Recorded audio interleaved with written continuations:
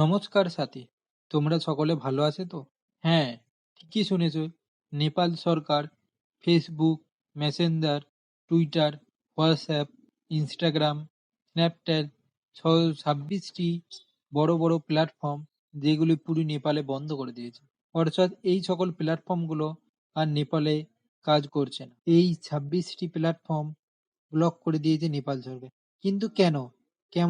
এমন পদক্ষেপ নিল নেপাল সরকার? কি এমন কারণ যে নেপাল সরকার এমন পদক্ষেপ নিতে বাধ্য হলো যে ২৬টি অনলাইন প্ল্যাটফর্ম যেগুলি বন্ধ করে দেওয়া হলো? আমি আশা আজকের এই ভিডিওতে আমরা জানবো যে কি এমন কারণ যে নেপাল সরকার এই ২৬টি অনলাইন প্ল্যাটফর্ম বন্ধ করে দেয়। আরও জানবো যে নেপাল সরকারের বক্তব্য কি, অর্থাৎ নেপাল সরকার কি বলতে চাইছে, তা আজকের এই ভিডিওতে কিন্তু অন্যদিকে দেখলে দেখা যাচ্ছে টেলিগ্রাম, টিকটক, ভাইবার, উইটকের মতন প্ল্যাটফর্মগুলো এখনো নেপালে কাজ করছে। কেনই বা এই প্ল্যাটফর্মগুলো এখনো নেপালে কাজ করছে? পর্যালোচনা করলে দেখা যাবে যে এই সকল কোম্পানিগুলোকে নেপাল সরকার কিছুদিন আগেই নেপালে রেজিস্ট্রেশন করার জন্য একটি ডেট দিয়েছে। এই সকল কোম্পানিগুলো নেপালে রেজিস্টার নেই।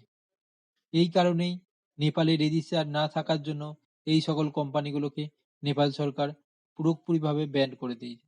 নেপাল সরকার জানিয়েছে যে এই সকল কোম্পানিগুলোর কোনো সরকারি অফিস বা কোনো অফিসার নেপালে উপস্থিত। তিনি জানান যে নেপাল সরকার আরও বলেন যে এই পদক্ষেপ নেওয়ার পেছনে কারণ হচ্ছে জনসাধারণের ভালোর জন্যই এই পদক্ষেপ। কিরকম?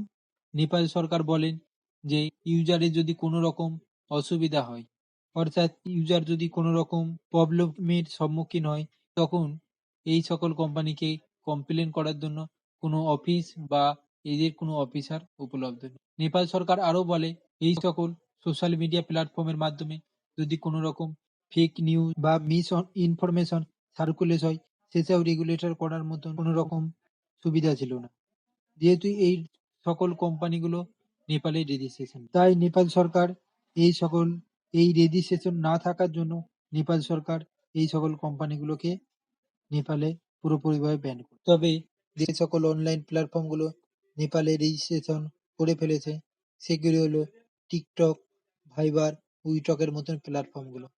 এর ফলে এই প্ল্যাটফর্মগুলো নেপালে স্বচ্ছভাবে কাজও করতে পারে। ইনফোসিসের মধ্যে যেই সকল প্ল্যাটফর্মগুলো আছে সেগুলি হলো পোকো লাইভ, টেলিগ্রাম, গ্লোবাল ডায়েরির মতন পদক্ষেপ। তবে এই ব্যাপারে আপনি কি মনে করেন তা কমেন্টে জানাবেন। আপনার কি মনে হয় এই সকল প্ল্যাটফর্মগুলো ব্যান করে দেওয়া এটা কি নেপাল সরকারের উচিত হয়েছে? নেপালের লোকই বা এই ব্যাপারে কি মন্তব্য?